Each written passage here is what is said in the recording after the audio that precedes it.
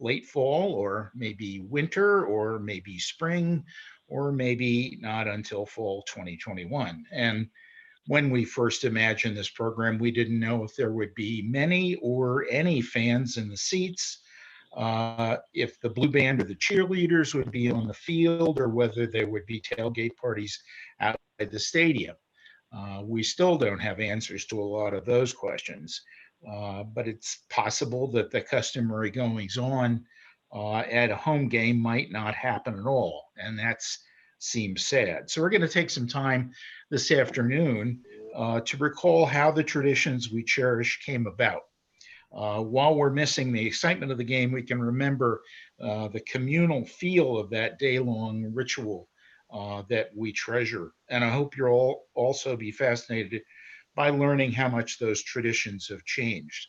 Certainly the game day that we experienced in 2019 was a lot different from the game day I experienced when I was a student in the late 60s, and even more so from the 1920s or 30s, let alone from the 1890s. So let's begin our journey. The first college football game, Rutgers versus Princeton, took place in 1869. In those days, Penn State was just a tiny college struggling to survive. President Thomas Burroughs and his 12 faculty members had 45 students to oversee. So it would be a dozen or more years until a group of Penn State students took it upon themselves to organize a football game. And they challenged their peers at Bucknell to that game. It took place in Lewisburg. I'm getting word that the screen is paused. What does that mean? It's showing the title and a copy of the book. Why has it paused?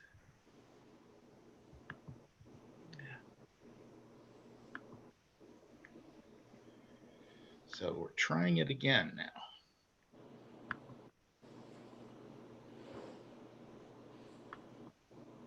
Obviously, we're experiencing all kinds of fun with this.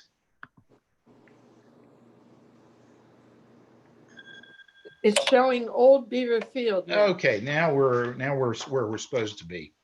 So let me go back to this 1881 game. This was really more like a rugby game, but the important point is Penn State did win 9-0. It took 6 more years before we took the plunge again in 1887, and this time we had home and away matches against Bucknell. We had tried to arrange an earlier game against Dickinson, but that failed to come off. Penn State won both of those games, which made our first undefeated season, and probably only a few dozen students and perhaps a few professors were in attendance. It was a different experience. There was really no established athletic field. The Penn State home game was probably played on the lawn in front of Old Main, and there had been little athletic competition at Penn State. Baseball games had started in 1866, but most were intramural, and then later against local community teams. We didn't have our first intercollegiate baseball game until 1882, and that was also against Bucknell. So the College 11 continued to play after 1887. There were 4 games in 1889 and 8 games in 1891, but almost all of these were away games. We all know State College was hard to get to, clearly, but Penn State needed a permanent field and a grandstand. And in 1893, thanks to the legislative support of Governor Beaver, they had one, and they named it Beaver Field in his honor. So today we refer to this as Old Beaver Field. It had a capacity of 500 in the covered grandstand, plus some additional seating on open bleachers.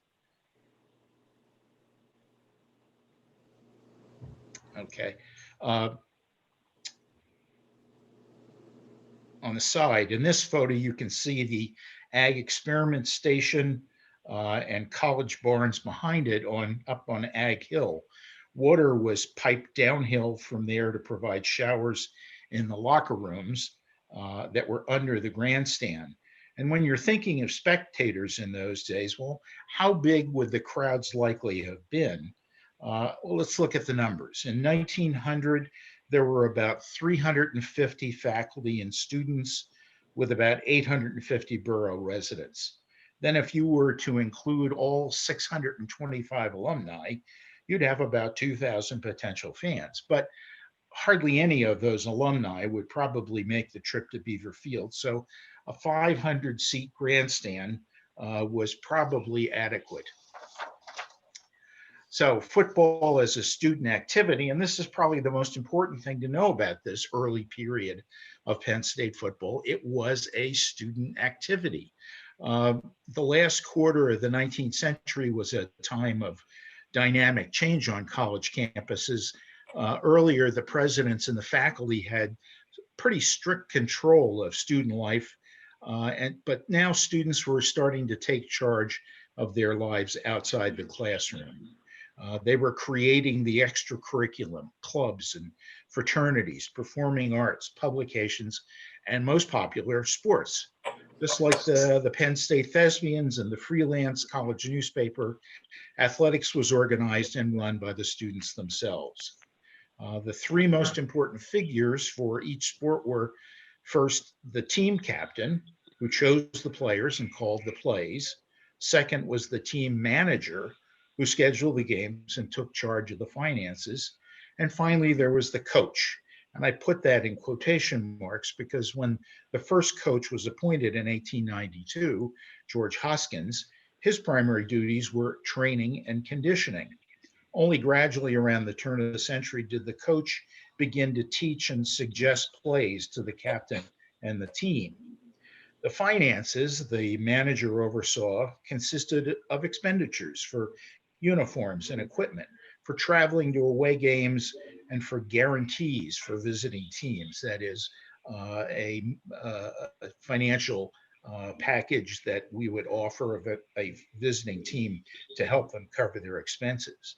The revenue for the football team came from benefit dances and concerts, as well as donations from local merchants funneled through the Student Athletic Association, which had been founded in 1886. The association gradually helped more with finances for the growing number of teams as it collected annual fees from the student body to support athletics. However, no admission fees were charged at Beaver Field until 1910. And notice, I didn't mention the administration providing any funds because just as with all other student activities, they had to be financed by the students themselves.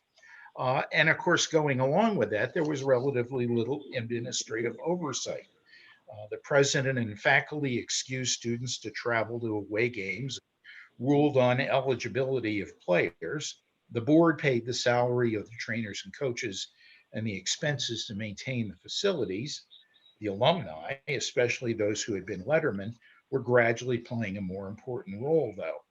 As the student manager sometimes botched the finances, alumni took over as graduate managers in 1907, and these men eventually became the staff of the Alumni Association and college employees. Initially, the games were with Pennsylvania opponents. We played Bucknell and Dickinson, and Lehigh and Swarthmore, for example. But gradually, we began to play tougher opponents. We started playing Penn in 1890 and Pitt, and our first out-of-state opponent, Virginia, in 1893, Princeton in 1896, and Yale in 1899. Today's Ivy League teams were the Alabamas and Clemsons of those days. So it was pretty impressive for us to be playing those teams. We recorded 19 winning seasons from 1901 to 1921, and we were invited to the Rose Bowl in 1922, which unfortunately we didn't win. But gradually, in the meantime, Penn State had outgrown Old Beaver Field, and the space in Central Campus was needed for academic purposes. Old Beaver Field had been located about where the parking lot behind Osmond Lab is today. The wooden grandstands were taken down and they were moved to the northwest corner of campus in 1908, approximately next to the Nittany Lion Inn, or where the Nittany Lion Inn parking garage is today. They were immediately expanded to 1,000 seats, and then fairly soon they began to be expanded again as the team improved. By 1900, there were about 600 seats, and more were added each season until almost 14,000 wooden bleacher seats were available. The game that you see on the slide on the right is from 1924, with both the west and east permanent grandstands and temporary bleachers around the two end zones, that made an actual bowl game, an actual bowl, which held about 20,000 students. And as it says, that was the 1924 homecoming game against Syracuse.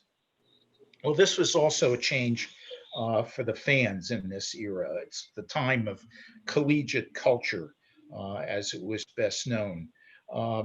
Penn State colors had switched in the late 1880s, early 1890s, from pink and black to blue and white. Some people wonder why students at homecoming sometimes wear pink and black in the S zone, and that's the reason. The original colors were pink and black. A collegiate band was evolving out of the old cadet drum and bugle corps, and while the band was still under the military science department, they began to appear at football and other sporting events after World War I. College cheers and yells evolved out of class cheers and yells, just as the pink and black colors had evolved. They were the class colors of the senior class in 1886. And a cheerleader, just one, appeared on the field and then was joined by a second man called the yell leader, and eventually a whole squad, all male. And then there was a mascot. You're probably familiar with the story of baseball player Joe Mason, who invented the Nittany Lion mascot after a visit to Princeton, and where he was regaled with stories of the great Princeton tiger. Well, the lion became generally accepted as a mascot by 1907, but there was no man in the suit roaming the sidelines until 1921. And coach Hugo Bezdek banned him from the field in 1927, thinking that he was bringing the team bad luck. And the lion didn't return to the field for 12 years after that. When it came to finding out about Penn State football, the Student Monthly, the Freelance, began in 1887 and became the Weekly State Collegian in 1904, as well as the Town Weekly, State College Times, launching in 1898. Pennsylvania newspapers beyond State College relied on student stringers for game coverage from the college up in the mountains, as they called it. But soon city reporters were coming to campuses for home games. And through the early 1900s, most games were still away games. In 1900, our only home contests were with Susquehanna and Gettysburg. And we played Pitt and Bellefonte in 1900 and 1901. Apparently, they just didn't feel like coming all the way to State College. By 1904, about half the games were played at home, although major games were either away games or played on neutral fields in Harrisburg, Pittsburgh, Williamsport, or Wilkes-Barre. In those days, in terms of going to the game, most men lived on campus in Old Main or downtown in fraternities and rooming houses. The co-ed population ranged from 8 to 10% of the total student body, and they were housed mostly in the women's building and McAllister Hall, and soon sorority houses, which were former faculty homes on campus. Walking to the game was an easy stroll, but unless it was a special time like house party weekend when fraternity men invited girls from home to come to campus, most of the student spectators would be men, and they would be dateless. When it came to away games, the time involved for students was a major concern for the faculty, and they established a rule that student fans could only attend 2 away games in a season, and both had to be played in Pennsylvania. Travel in those days was mainly by rail, by the Bellefonte Central from the station right on campus, or from the Lamont station of the Pennsylvania Railroad.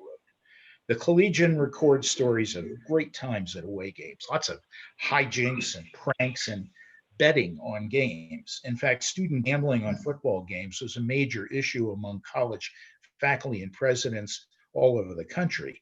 Although, to be fair, the brutality of the game, which had resulted in some injuries and deaths of players, was a nationwide concern in those days.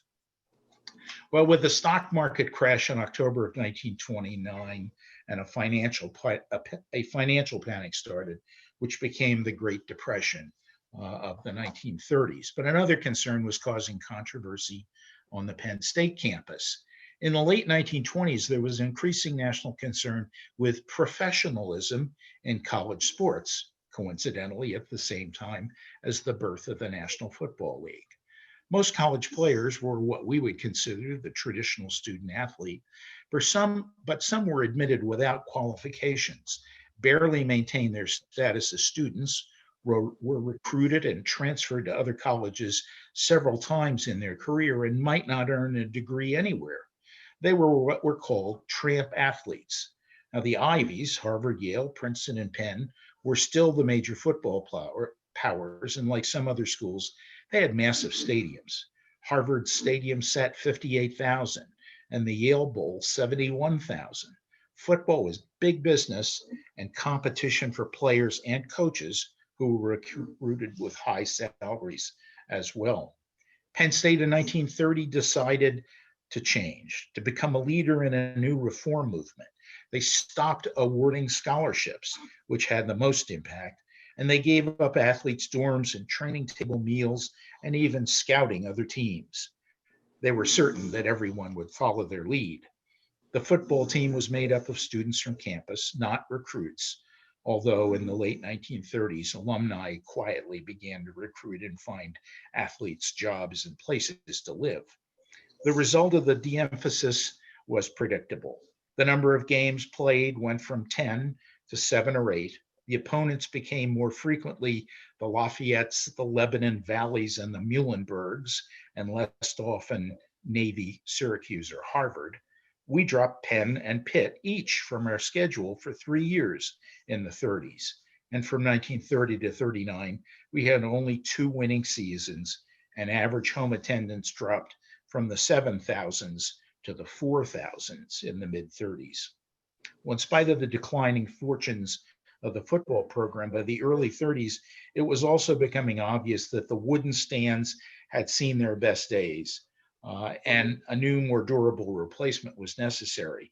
But since it was the Depression, new steel stands were only gradually substituted for sections of the wooden stands between 1934 and 1939, and a capacity of steel stands with some wooden grandstands still, eventually reaching about 17,000 by 1940.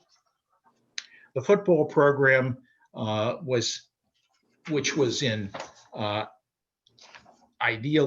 was an idealistic success, but an actual failure in the eyes of many in the Depression decade.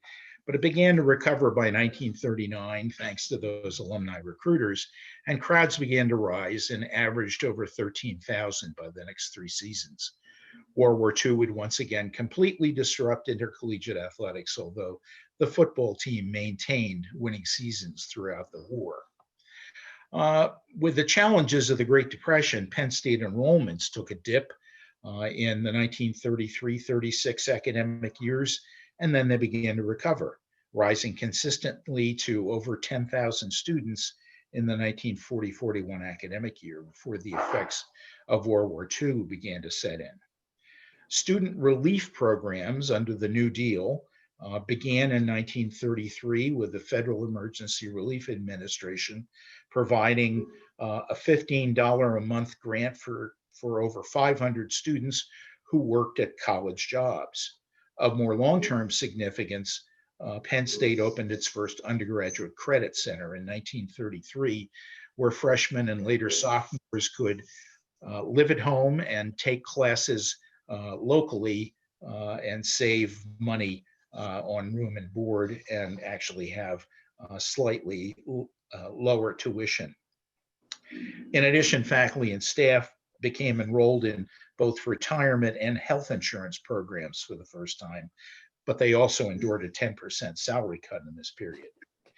Penn State, like most land grant schools, had a fairly diverse student body, geographically and socioeconomically, not racially, though. There were a handful of male African American students, and the first female African American student, Mildred Settle Bunton, enrolled only in 1929. The students in ag or mining could be very different from those in music and commerce and finance, as the business major was called. So part of that socioeconomic diversity of the student body meant that while there were very few students from wealthy families, many middle-class students could afford to, as one alumni put it, dress well, collegiately well. Let me just flash back to the previous slide from the 1930s game. If you look at the crowd, it's mostly male, which you would expect from the numbers, and they seem to be uniformly dressed in top coats and hats. And if you were looking at them from the front, you'd see coats and ties. The few women in the scene are wearing attractive formal coats and hats as well. This was the norm on campus. Some classes might allow a degree of casualness, but that generally meant for male students a sweater and a tie, not a coat and a tie. On the field, the game had the backing of the band, cheerleaders, and finally a Nittany Lion mascot. By the early 1920s, Penn State had one of the largest bands of any college, although they typically marched around the field before the game and did limited shows at halftime, mostly consisting of forming letters and numbers on the field. They were wearing, for the most part, and I think in this picture, brown military uniforms, but they were starting to disappear. They purchased at one point 50 new blue uniforms for the best musicians, and they became the blue band that traveled to away games, and gradually all the musicians would be attired in blue uniforms. Our great fight songs, Victory and the Nittany Lion, were both written by Jimmy Layden, class of 1914, and they were sung at every game and are still played by the Blue Band today. And their lyrics were memorized by new freshmen as a part of student customs. Football program books began to appear at this time, including rosters and pictures of all the players and coaches, both Penn State's and the visitors. Another feature was the inclusion of both the lyrics of the alma mater and college fight songs and the words for the various college yells and cheers. Even in the mid-60s, cheerleaders still led students and fans alike in traditional cheers like N-I, double T, A-N-Y, N-I, double T, A-N-Y, roar, Lions, roar. And finally, in 1939, the Nittany Lion reappeared on the sidelines. The School of Physical Education and Athletics Dean Carl Schott asked gymnastics coach Gene Whetstone to bring back the Lion to raise fan spirits after a losing season in 1938. Whetstone had a lion suit made, a mountain lion suit made, and most impressive of all, he added gymnastics moves and gradually funny stunts to the routine. In future seasons, student gymnasts and then regular students took on the role after rigorous tryouts. Now, Penn State struggled through World War II athletics like most schools, with pickup teams of athletes from other colleges, as well as young men just starting college. But as in many other ways, the GI Bill had a tremendous impact on football after the war. Returning veterans who wanted to play football brought a new dimension to the game. These were men hardened through service in the war, not tender young adults. The 1946-48 teams featured legendary players like Wally Triplett, Steve Suey, and Sam Tamburo, and they had amassed a 22-2-2 record. The legendary unbeaten 1947 team made the trip to the Cotton Bowl and tied a highly rated Southern Methodist team 13-13. It was our first bowl appearance in 25 years. As average home attendance climbed to over 18,000 in 1948, with a capacity of 14,700, it was clear that New Beaver Field needed an expansion. And the two south ends were lengthened, and a horseshoe was created by adding permanent stands on the north end. This brought capacity to about 28,000. And by this point, it was also clear that interest in that purity program, de-emphasizing the professionalism of sports, was definitely over. Alums had been recruiting players and helping them financially throughout the 40s, and in 1949, scholarships were reinstated. In fact, this 1949-50 period ushered in remarkable changes. After a 3-year search, Penn State had a new president, Milton Eisenhower, whose brother would soon be elected president of the United States. At the same time, Penn State needed a new football coach. The students were anxious for more success, and they ran a big time coach for a big time school campaign. And in 1950, that big time coach, Rip Engel, came to Penn State, bringing along his last quarterback, a young guy named Joe Paterno. Engel, who came from Brown University, along with new athletic director Ernie McCoy, who came to Penn State from Michigan, established the philosophy that would later become known as the grand experiment, and even later, success with honor. Only qualified students would be recruited to play football, and they would have to maintain their academic record and graduate. Even with these high standards, Engel's teams continued the skein of winning seasons, and Penn State returned to bowl games starting in 1959 when we defeated Alabama in the initial Liberty Bowl game in Philadelphia. A faculty who taught in the GI Bill era said the vets were among the most challenging and exciting students they ever had. Being older and with the experience of the war, they weren't afraid to ask questions and disagree with their teachers, but they were also in a hurry to graduate and move on to a career and the rest of their lives. In general, they had little patience for some of the traditional aspects of college life, especially freshman customs. But with the overload of these adult students, freshmen were farmed out to state teachers' colleges and some private schools for their freshman year. But by 1950, the rush had passed, and traditionally aged freshmen men and women were back on campus. And naturally, this meant a return to student traditions of years past. Freshman customs was a major part of this life as sophomores initiated the green frosh into Penn State college life.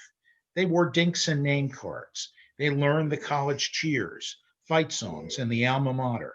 And there were certain restrictions about where you could go and how you could dress. And of course, these rules were much less harsh than they had been in the early 1900s or through the 20s and 30s. And they also ended sooner, usually after a month or so, but at the discretion of the softs in charge of managing the system. Of course, the softs didn't have it all their own way, and on occasion there would be a freshman rebellion with a bonfire of dinks and name cards. Generally, though, the 50s and early 60s on campus was pretty mundane and conformist in the view of someone who graduated in 1969. In the Daily Collegian, you'd find stories of campus goings-ons and sports alongside worrisome news of the world, like would there be a draft in the Korean War? Milton Eisenhower was able to wrangle a system of deferments that developed, and male students could stay in school until they graduated. Well, something else you'd see would be lists of Greek pledge classes and of pinnings and engagements for co-eds, which showed the remarkable influence of the Greek system in student organization leadership in general.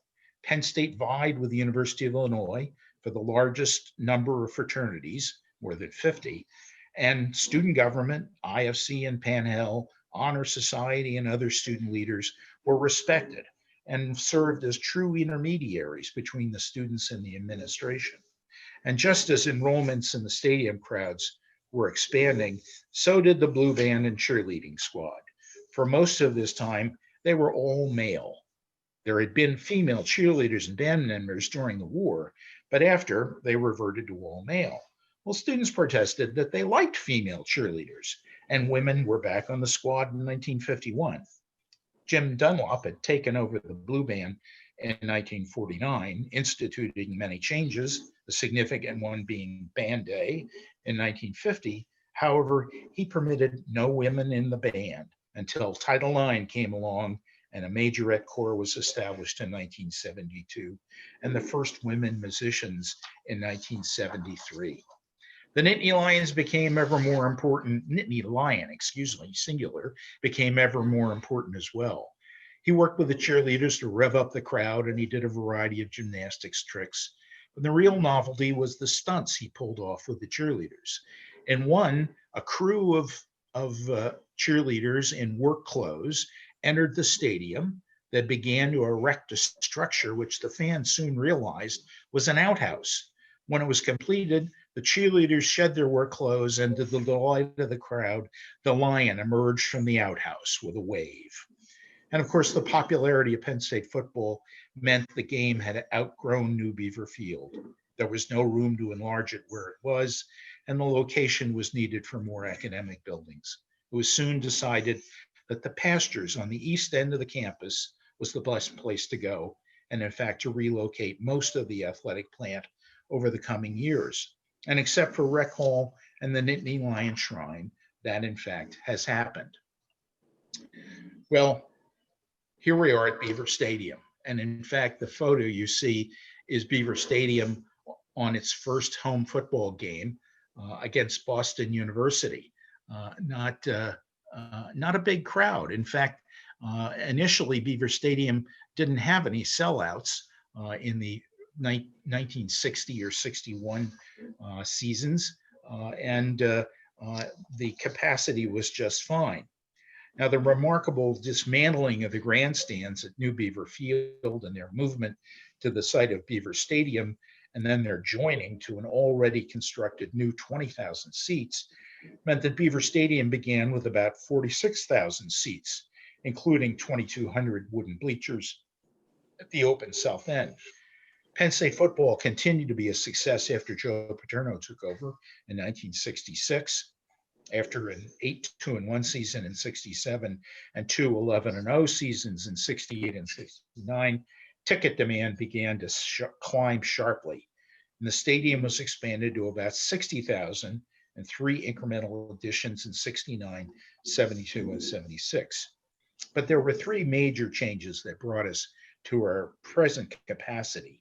In 1977-78, the existing grandstands were jacked up 13 feet, and concrete stands were inserted below and in the open south end.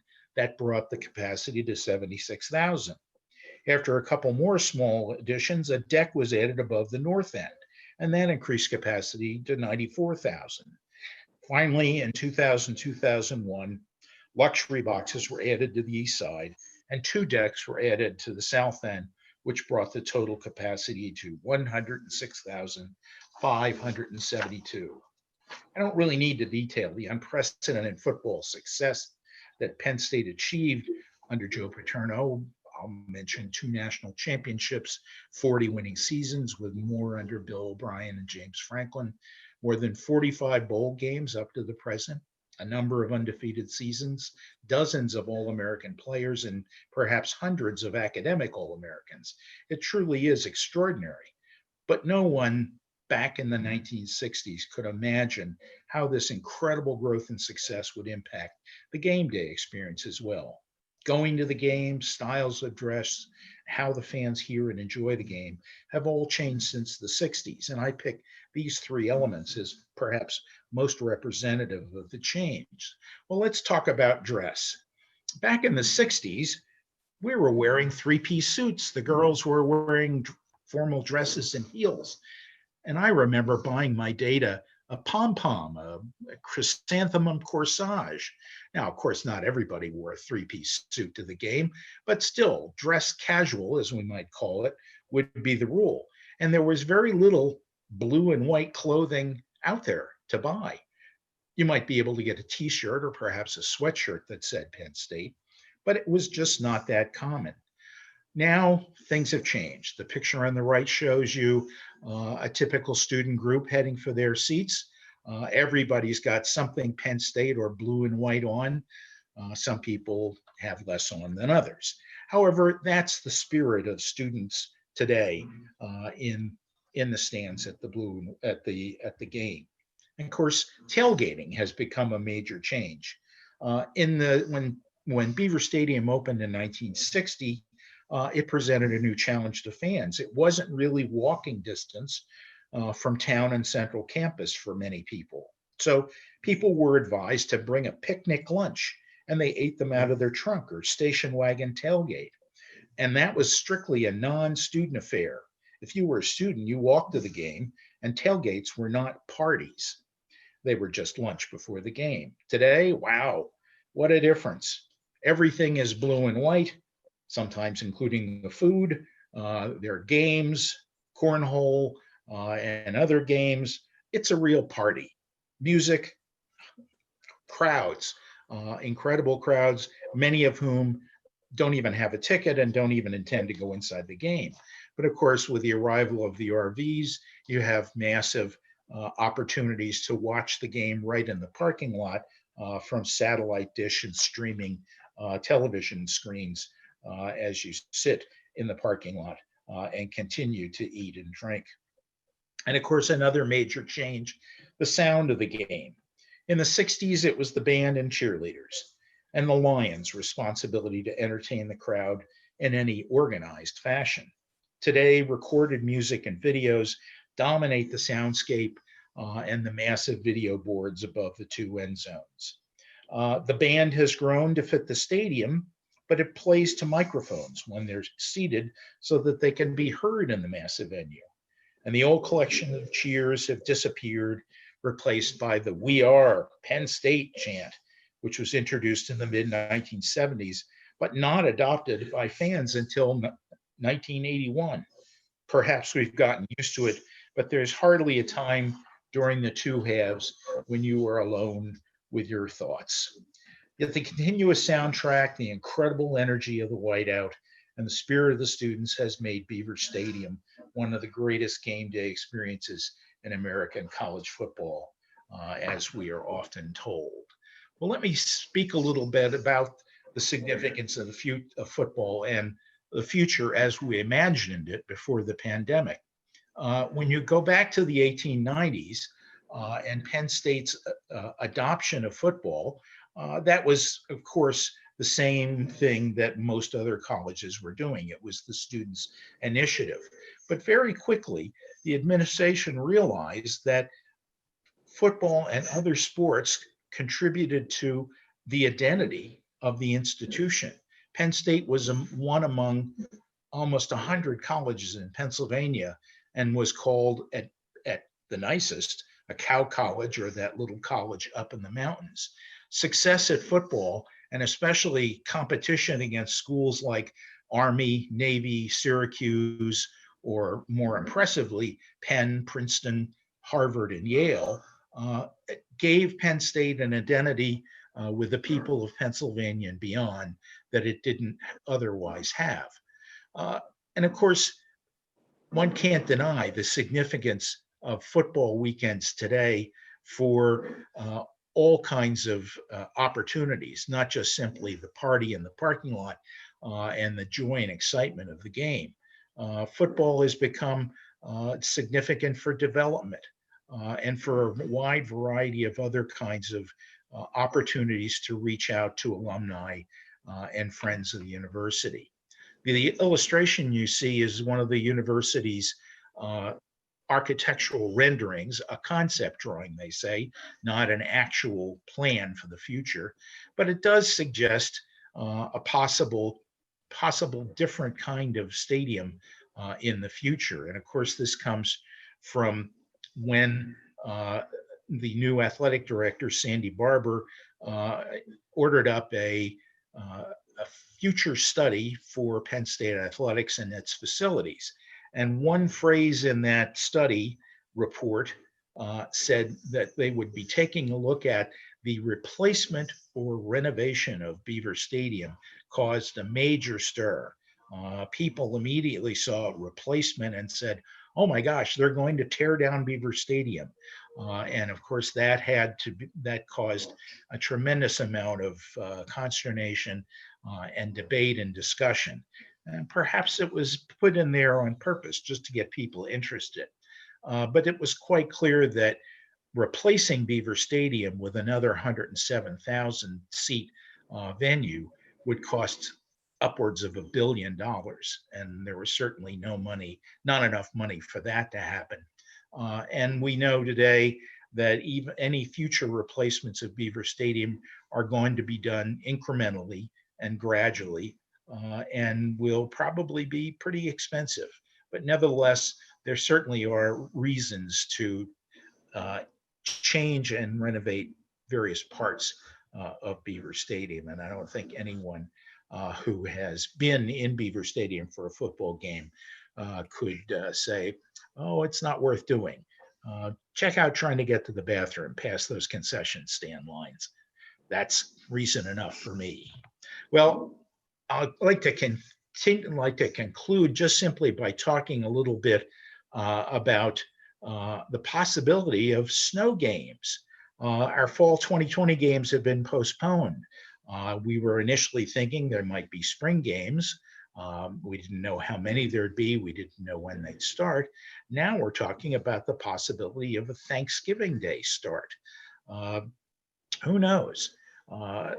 If we look back at earlier games played in the snow, and the photograph you see is from the famous 1995 Michigan game, where we got 15 inches of snow on the Wednesday before the game, which required a tremendous amount of effort to move snow off of the seats and out of the grandstand aisles. Hundreds of volunteers, including Michigan fans, if you can believe it, and of course, convicts from Rockview Penitentiary. However, you can see that little piece of earth moving equipment. One of the problems was that being a bowl with not very large openings, you couldn't get large equipment in to remove the snow. And most of the snow that was shoveled down from the grandstands ended up being packed along the sidelines, which of course ended up being a primary opportunity for snowball fights among the students and from the students to the field. There's all kinds of questions that would have to be answered about some kind of spring or winter game at Penn State. The stadium really isn't suited for that kind of game in terms of making any of the plumbing work. None of it is winterized. You might be able to have nice warm VIP suites, but the band, the cheerleaders, the lion, the concessions, the restrooms, parking, tailgating, all very problematic when it comes to some kind of winter game or even an early spring schedule.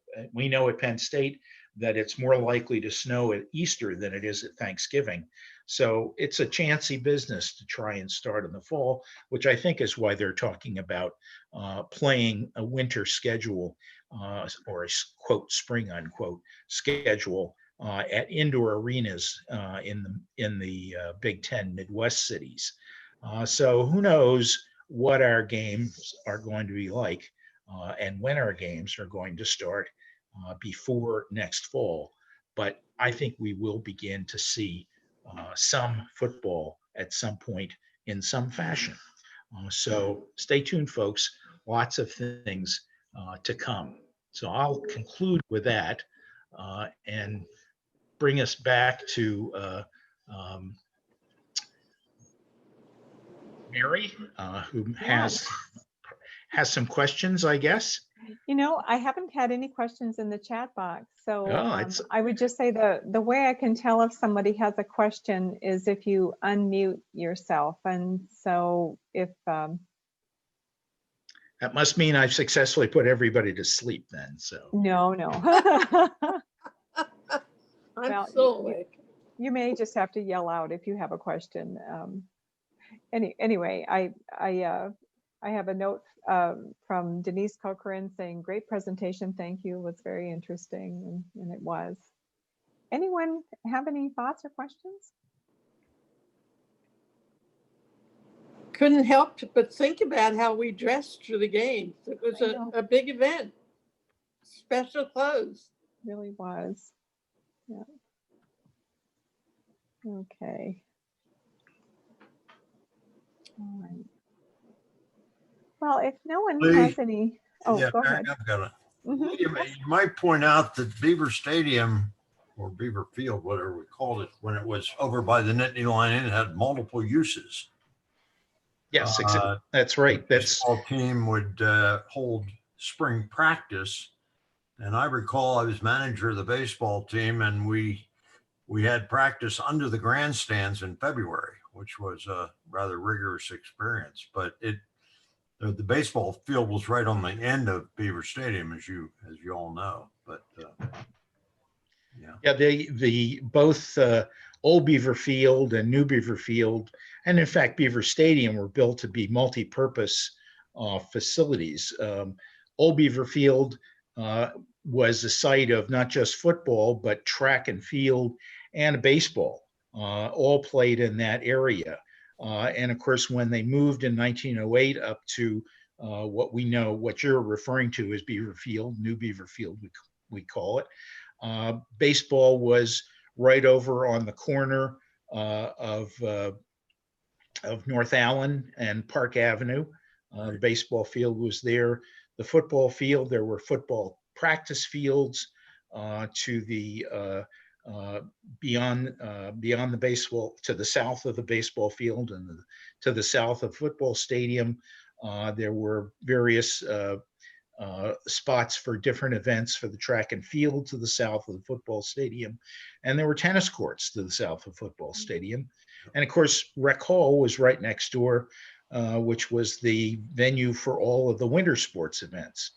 And that's why they built put the Nittany Lion Shrine, the Nittany Lion statue, where it is, because it was the center of Penn State athletics. And it was only when Beaver Stadium moved out in 1960 to East Campus that they had already begun planning to move other outdoor athletic venues out to the East End as well. I don't think at that point they had envisioned the Bryce Jordan Center, but that would come along and take care of some of the indoor sports as well. Yep. Hey, Lee, Rob, was there any controversy over the move in 1960 to that site far removed on the east side of campus? Were people objecting to that, or was the wisdom of such a move self-evident to all? Was there any controversy over that? I don't think there was a great deal. I mean, I think some people were sad to give up the tradition of being right next to the Nittany Lion Inn and being within easy reach of town. Tim Curley said that he was a kid at that point, and he was parking cars in his parents' front yard for 25 cents a piece. So he lost income on that move. But I think generally most people realized that the university was growing and that was now prime real estate. I mean, back in 1908, when they moved up from the center of campus to the northwest corner, that was pretty much wilderness by comparison. And so they moved to make room for more academic buildings. And then in 1959-60, they had to do the same thing. And they couldn't go west because the golf course was out there and they didn't want to sacrifice that, although they did have some early plans in the 30s and early 40s to build a permanent stadium about where the IST building is today. But that never happened. And so it was quite clear the only place to go was east. And there was a lot of open land out east. And I think most people realized that that was the logical place to go. The only controversy was, gee, we're so far from town. How are we going to get down and get something to eat? And that's when Jerry Weinstein, the editor of the CDT, made the suggestion, pack a lunch, and tailgating was born at Penn State. Roger, your question, there is an answer to it. The College of Agriculture was not thrilled at all. And I can tell you that, having been a part of that, this was an invasion on areas that traditionally been theirs. The old barns that were along Shortledge Road were being replaced. And of course, you know all this. And it's interesting to think back in that era because that was college land and this university started as an agricultural college. So yeah, not everybody was thrilled at all. Yeah. But obviously, looking at it long run, it was a good move. An excellent point, Lamb. I think Ron Smith had a question. I did. I almost forgot about it. Really a very nice presentation. And if I hadn't been interrupted, I would have been in there. But fortunately, one of the people who was most opposed to moving it out in 1959-60 was a future coach, Joe Paterno, who said that if you move it out there, people won't come. It's too far away.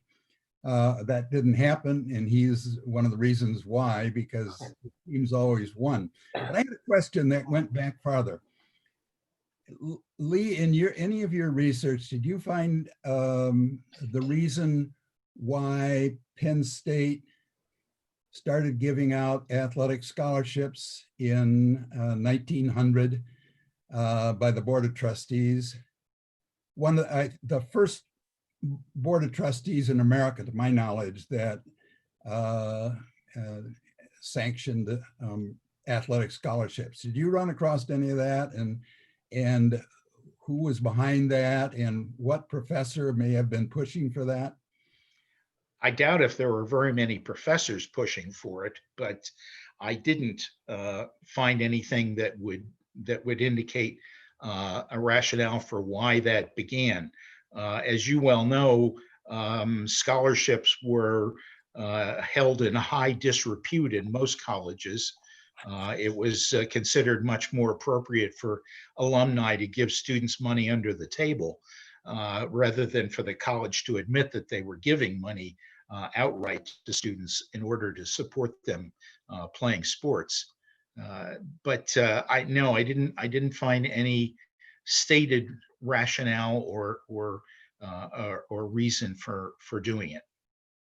Well, one of the things that did happen is that Penn State started losing and not being able to beat teams like Penn, getting creamed by Penn, which was an embarrassment. And so there was a pressure on President Atherton to go to the board, and whatever Atherton said, the board did anyway. So they started giving out athletic scholarships in 1900. Yeah, I would imagine the Governor Beaver, who was the president of the board, would have been very much in support of that as well. He was definitely a fan of students and student activities, and I think of sports as well. It was his son who was the first president of the Student Athletic Association. So his son was also a star in the football team in the 1890s, yeah. Early 1890s. Any more questions? I have a question. When did they start really having, so much traffic and things? Because we're in a valley that doesn't have good access, I think. So when did they start having those issues, and did that have anything to do with the moving them around? And was it easier in one side than the other on campus? Well, there was, and when they were playing at New Beaver Field, certainly in the 30s and 40s, there wasn't a lot of driving to campus for games. In the 30s, it was a money issue. In the 40s, it was a gas rationing and other problems issue. Train service via the Bellefonte Central had faded out in the 1920s, passenger service, that is, and then the Pennsylvania into the Lamont station, probably pretty much in the 30s, it was by the board So bus service was pretty much the way to get here if you weren't driving yourself. But if you look, Mary had a couple of pictures taken by Sherm Lutz, the great airplane pilot and flight instructor here over Beaver Stadium, over New Beaver Field. And it shows quite clearly that there are cars parked where they were, but having a location in the center of campus meant that there was very little in the way of parking space, which is why Tim Curley made all that money parking cars in his dad's front yard. But once they moved to Beaver Stadium, then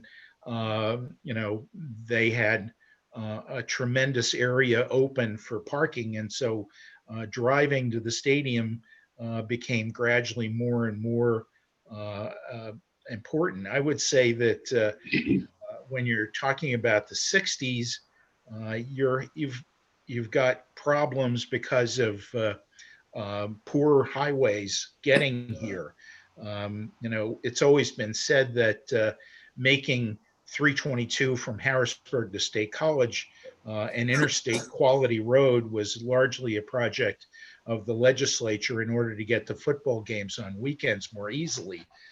Interstate 80 certainly helped, but getting from Interstate 80 to State College was not an easy matter either. So the powers that be, the state police, the state college police, and university authorities planned and worked very hard on moving traffic in and out of the stadium going back to the 60s. And so I would say they're remarkably efficient getting traffic out of the stadium these days, or at least they were last year. Who knows what it'll be like the next time we have a game. But once you get into the highways, especially I would say in the 80s and 90s and early 2000s, you would find tie-ups at various places 10, 15, 20 miles from State College. And but as I say, that's something that they have worked on for quite a while to try to alleviate. I have a comment. Yeah, go ahead, Kevin. In Canadas, in the early 60s, I worked first aid in the stadium. And to show you how things change, I used to bring my kids in free, and they used to drape themselves on the railing while I had to work the first aid. It was interesting times. Yep. I was a student here from 65 to undergraduate 69. So I got to see Joe Paterno, Rip Engel's last game as a head coach and Joe Paterno's first game as a head coach, as well as Joe Paterno's last game as a head coach. But in the 60s, as you probably well know, the ticket taking and the paying attention to who was coming in and out of the stadium pretty much was a done deal by halftime. So if you didn't mind missing the first half, you could walk up and into the stadium at halftime and find an empty seat and sit down, or be, hang on the rail and watch the second half of the game without any trouble. It was really only after 9/11 that the stadium was completely closed off and the security incredibly beefed up to make it more difficult to get into Beaver Stadium, even during the week, and impossible to get back in if you left Beaver Stadium during a game. In the late 60s, we could buy season tickets for our two daughters, $5 for the season, and they sat in the south end zone bleachers.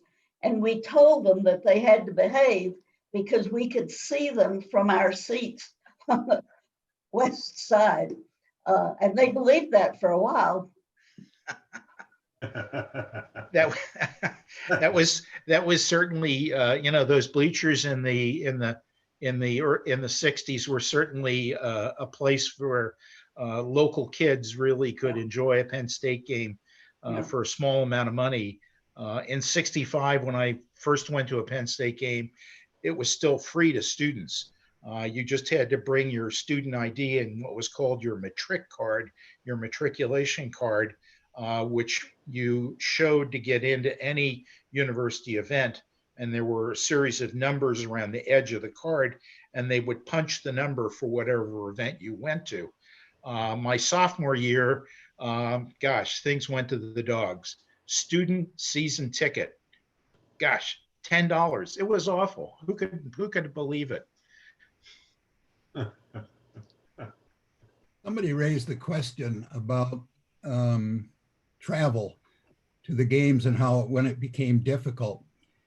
When the bypass was proposed in the early 1970s, I was a professor here, and in 1974, my wife was in charge of a group that was opposed to the bypass because of the poor way it was designed.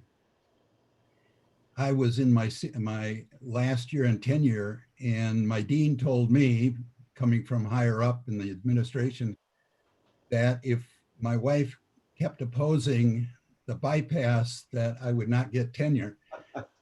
Well, the bypass was done for 3 reasons, really, on that side instead of where it probably should have been on the Nixon Road side, on the west side.